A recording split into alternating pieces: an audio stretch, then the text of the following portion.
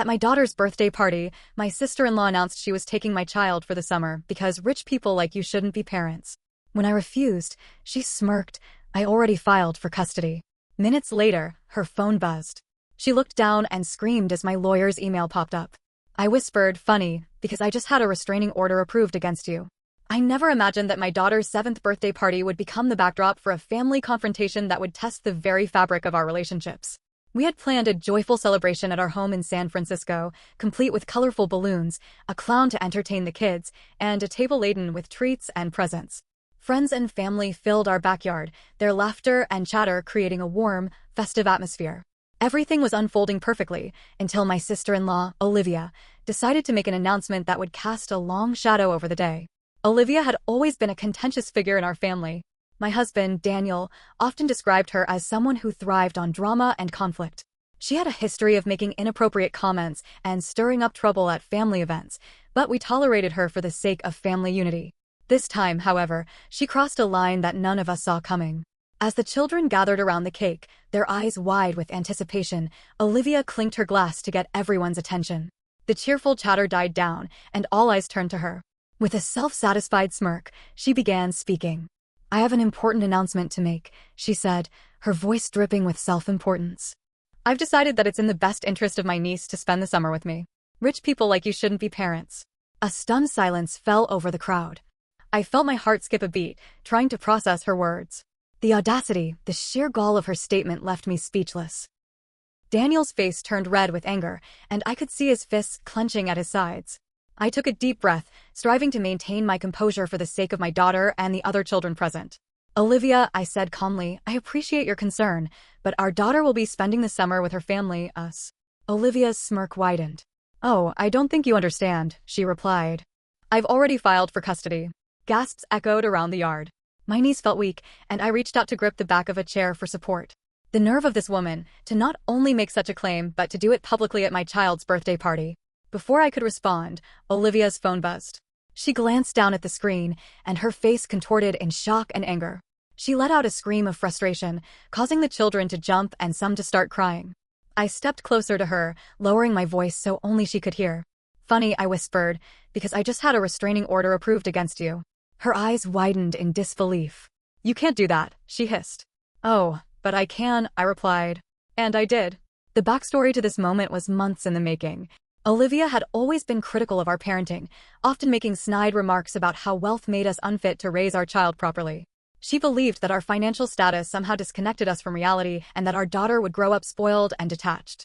These comments were hurtful but seemed like mere jealousy or bitterness, so we brushed them off.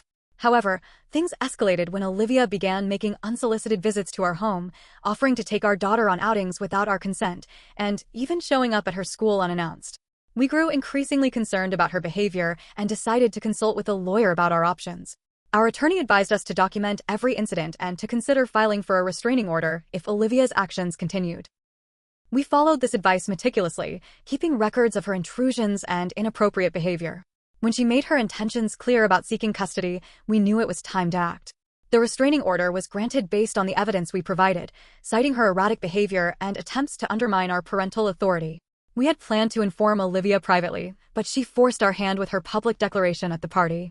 As Olivia stood there, seething with rage, the reality of the situation began to sink in for her.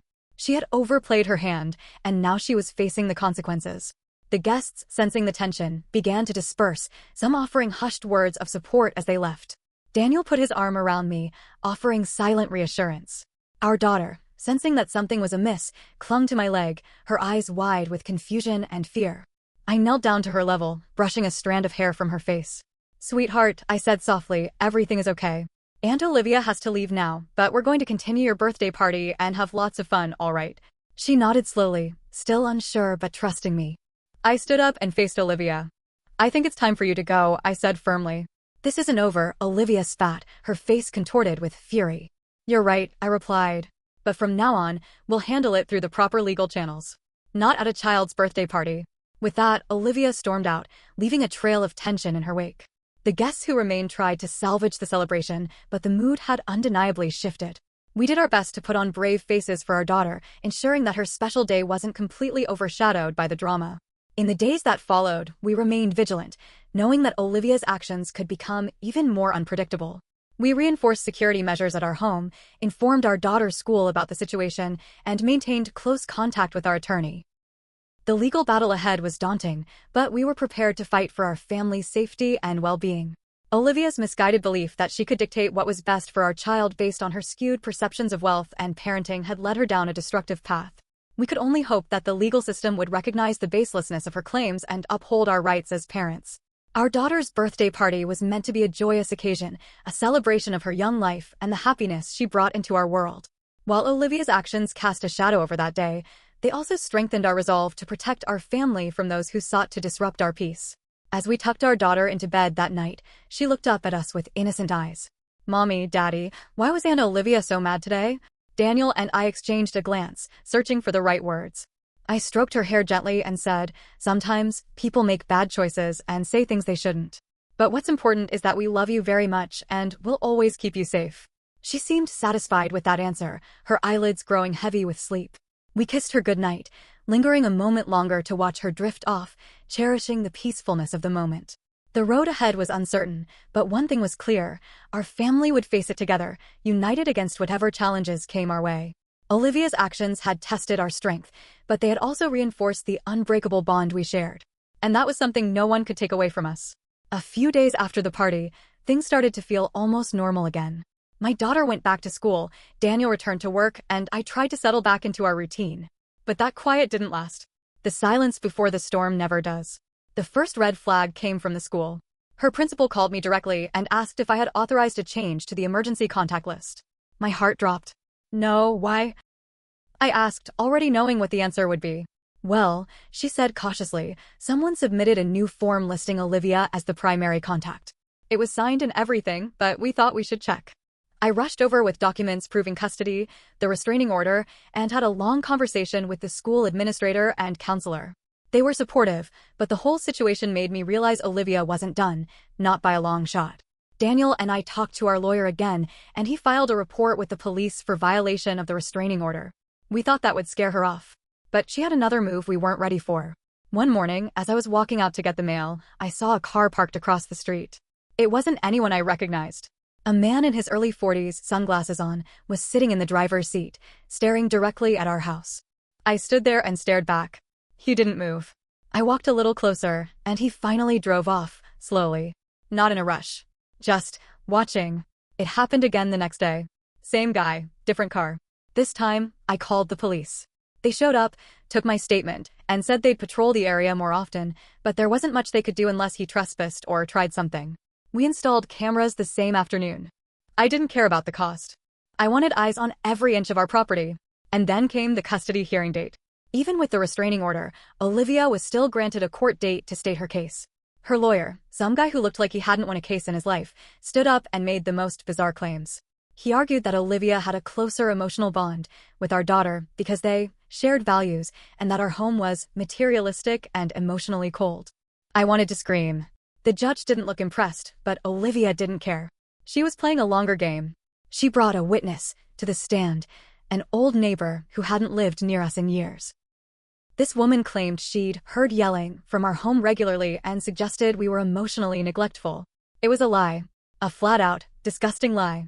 We hadn't seen this woman in over 5 years, and she had the nerve to look me in the eyes like she believed every word she was spewing. Our lawyer was ready, though.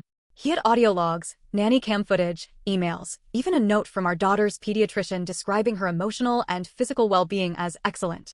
Every point they tried to make, we shut down with proof. But Olivia didn't stop. She filed an appeal that same week. Around this time, Daniel's work started getting weird too. Someone anonymously reported him for financial misconduct. HR opened an investigation. It turned out to be nothing, but it wasted weeks of his time, stressed him out, and left a stain that couldn't be erased right away. Then came the worst moment yet. Our daughter came home from school crying. Someone had told her that her real mommy was going to come take her away soon. She was confused, scared, and begged me not to let anyone take her. We had to sit her down again and explain everything in the simplest, gentlest way possible. I was furious. We checked the school's visitor logs. Olivia hadn't been there, but someone had sent an envelope.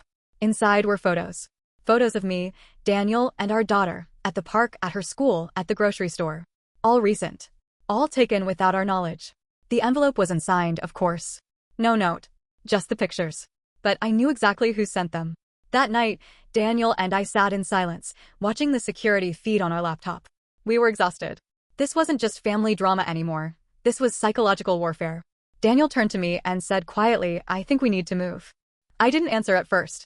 I looked at our home, the rooms filled with our memories, our daughter's art on the fridge, the way the light hit the hardwood in the afternoons. But I knew he was right. Still, something inside me refused to run. I wanted her to lose. Not just legally. I wanted her to know she couldn't break us. So I made a call. I hired a private investigator. I wanted to know everything, who she was working with, who was driving the cars, who that fake witness really was, and how deep she was willing to go. I wasn't just going to defend my family anymore. I was going to hit back. The private investigator I hired was someone referred by our lawyer, a quiet, efficient woman named Mia.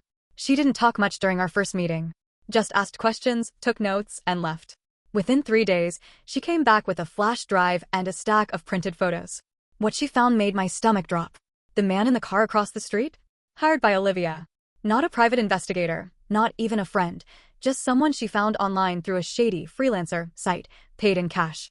His job was to monitor us, take photos, and log our routines. Morning school runs, grocery trips, even what time the lights went out at night. He had been watching us for weeks before the party. But that wasn't the twist that stopped me cold. Mia had traced Olivia's emails. Turns out, she wasn't working alone. She was in contact with my ex-husband. Yeah, let that sit for a second. My ex, Drew, who I hadn't heard from in over 9 years, the same man who signed away his parental rights without blinking when I married Daniel, was now emailing Olivia. The messages were full of bitter comments about me, about how I used him, how I traded up financially. Olivia, in her madness, had reached out to him to dig up dirt. And instead of ignoring her, he fed her everything he could. The worst part? He said he wanted another shot at being in his daughter's life. My daughter doesn't even know he exists. Daniel read the emails in silence, jaw tight, eyes like stone. I felt nauseous. This wasn't just about Olivia anymore. This was about 2 broken, jealous people who had nothing in common except a grudge against me. I took the evidence straight to my lawyer. He was furious on our behalf and immediately filed an emergency motion to amend the restraining order to include Drew. The judge approved it within hours, based on the surveillance and correspondence Mia had dug up. But Olivia still wasn't done. She tried to manipulate my daughter's best friend's mom into letting her babysit during a weekend play date. She showed up at the woman's workplace, pretending to be family. Thank God the mom called me first, confused, but concerned. That could have been disastrous. I reported it. Again. Then came another blow. Someone filed a formal complaint to Child Protective Services.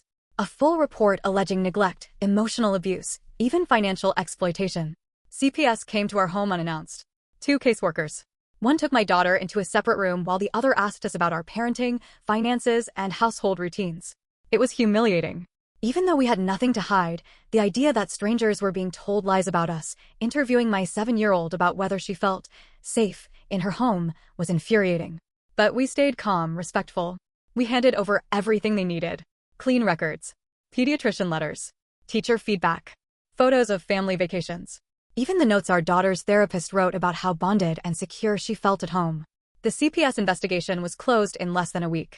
But the damage to our peace of mind lingered. And then, something happened that I didn't see coming at all. Daniel got a call. From Olivia's husband. We'd barely heard from him over the years.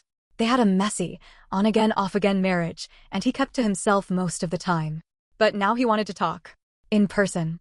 Against our better judgment, Daniel met him at a coffee shop, public, safe, broad daylight. What he told Daniel changed everything. Olivia wasn't just obsessed with taking our daughter. She believed that if she could win custody, or even partial custody, she could get child support. From us. She was in massive debt. She'd burned through her savings, maxed out multiple credit cards, and was on the verge of losing her condo. She'd already borrowed money from relatives and defaulted. Her husband was done covering for her. He was preparing to file for divorce. He gave Daniel signed statements. Screenshots. Credit reports. Voicemails. Proof that this was about money, jealousy, and a fantasy she'd built in her head. Our lawyer was ecstatic. This gave us a clear motive for her erratic behavior and proved malicious intent. But even as we built our defense stronger, I couldn't help feeling like we were always playing catch-up. Every time we blocked a move, she tried something new. And now, with my ex in the mix, the threats weren't just legal or financial, they were emotional. Psychological. I started noticing subtle changes in my daughter. She was more clingy at night. Jumpier when the doorbell rang. She started asking questions like, "Will someone take me away?" Or, "Are you and Daddy going to get in trouble?"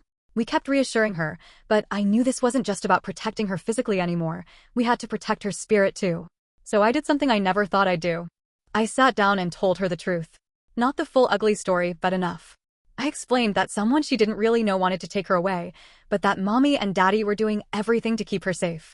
I told her she was loved and protected, no matter what. She cried. I cried. And then she did something that broke me. She said, "Can you put a picture of me in your wallet? Just in case someone tries to say I'm not yours." I swear, a part of me cracked open right there.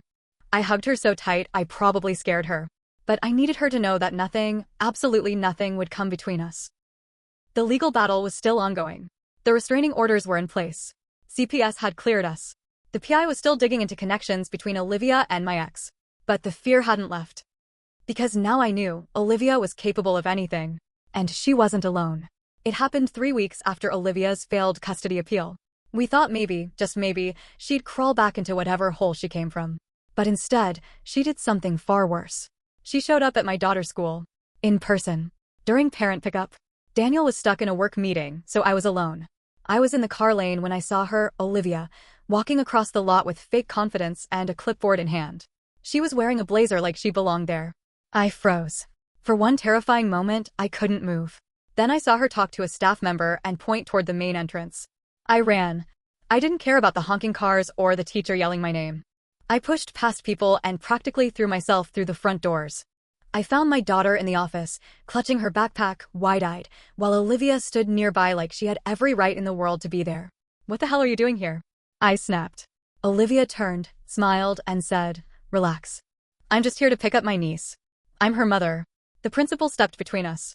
"Is there a problem?" Before I could speak, my daughter spoke first, her voice small but shaking. "I don't want to go with her." The room went silent. That's when Olivia snapped. "She doesn't know what she wants," she shouted. "She's a child. You people are poisoning her against me." The principal's eyes widened. A staff member nearby picked up the phone, probably calling security. My daughter started crying. "And I lost it. You lied to the court, you stalked my family, you dragged my ex into this mess, and now you show up at her school pretending to have authority? You are not her family. You are a threat." Olivia stepped forward. "You don't get to keep her just because you married rich. You're not a real mother. You just gave birth and handed her off to nannies and tutors. I'm the only one who sees her for who she is." My daughter clung to my leg. "Please make her go away." And that broke something in Olivia. Her mouth opened like she was going to argue, but no words came out. Her face changed, shocked, almost confused, like she didn't expect to hear it from the child herself. She looked at me again, eyes flickering, then at the principal, and finally down at the clipboard in her hands. "Get out," the principal said. Calm, but stern. Now, security escorted her out. The police were called. She violated the restraining order again, this time on school grounds. They arrested her in the parking lot. Parents gathered nearby whispering. One mom came over to ask if we were okay. Another offered to walk us to the car, but I don't remember much after that. I was shaking. My daughter was crying. Everything felt like a bad dream. Later that night, the detective working on our case called. They'd found emails Olivia had sent to my ex Drew. She had promised him shared custody if he helped her get my daughter taken away. It was all documented. The photos, the money transfers, the harassment. They charged her with stalking, conspiracy, and multiple counts of violating the restraining order. As for Drew, a civil suit was filed against him for emotional distress. He never showed up to respond. He vanished. Again, like the coward he was. But the emotional damage? That stayed. Daniel blamed himself for not being at the school. I blamed myself for not seeing this coming sooner. My daughter had nightmares for weeks, waking up screaming, "Don't let her take me." I started therapy. So did my daughter. So did Daniel. We needed help stitching ourselves back together. Olivia's husband filed for divorce officially. He sent us a quiet message later. "I'm sorry I didn't speak up sooner. I didn't know it would get this bad." That's what all the bystanders say when the damage is done, right? I stopped going to family events. My in-laws tried to play neutral for a while, until the arrest. Then suddenly, they never liked Olivia anyway. Funny how that works. The house felt quieter after. Not peaceful, just still. The kind of quiet that comes after a storm, when you're still waiting to see what else is broken. Months passed. The court denied Olivia any future contact. Permanent no-contact orders were granted. Our daughter slowly began smiling again. We took her to the beach, to museums, to the places she loved most. We let her just be a kid again. But the scar remains. One night, after dinner, she asked, "Why did Aunt Olivia want me?" I told her the truth, simplified, but honest. Because she thought taking you would fix something broken in her. But it's not your job to fix anyone. She nodded, like she understood in some way. Then she said, "I'm glad you're my mom." And I finally let myself cry. Here's what I've learned. Sometimes, evil doesn't come in the form of strangers or monsters. Sometimes it's family. Sometimes it's someone who calls you by name and smiles in your photos. Sometimes it creeps in slowly, pretending to love what it actually wants to control. But the hardest part? It makes you question everything. Your memory. Your judgment. Your worth. I don't know if I'll ever fully trust again. I don't know if my daughter will ever completely forget. But I do know this, we survived. And for now, that's enough.